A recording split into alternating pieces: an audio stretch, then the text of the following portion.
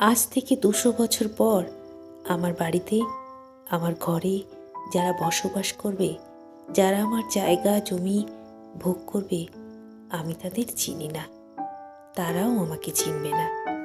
কারণ তাদের জন্মের অনেক আগেই আমি কবরবাসী হয়ে যাব, আর ততদিন মুছে যাবে আমার নাম, নিশানা, কবরটাও নিশ্চিহ্ন হয়ে যাবে।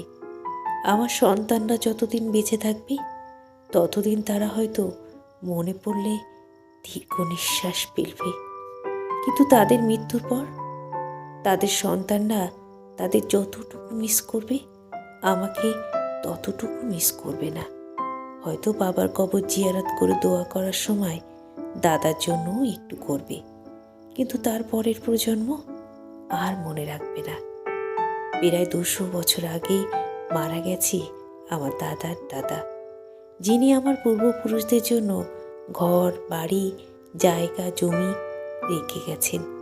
একই বাড়ি একই জায়গা জমি আমরা এখন ভোগ করছি, কিন্তু ওনার কবরটা কোথায় সেটা আমরা জানি না।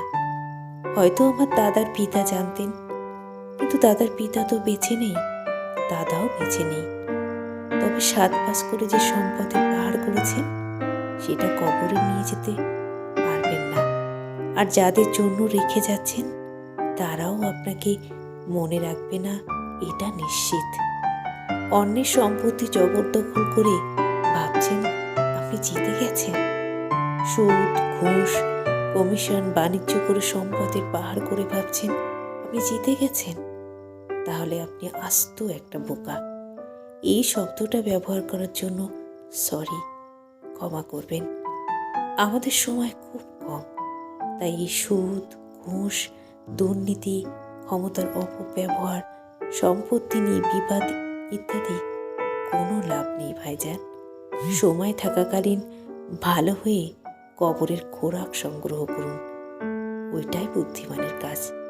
আসুন নিজেকে সৎ মানুষ হিসেবে তৈরি করি, পরকালের জন্য নিজেকে প্রস্তুত করি। নেক আমলেই আপনার আমার জন্য প্রকৃত সম্পদ।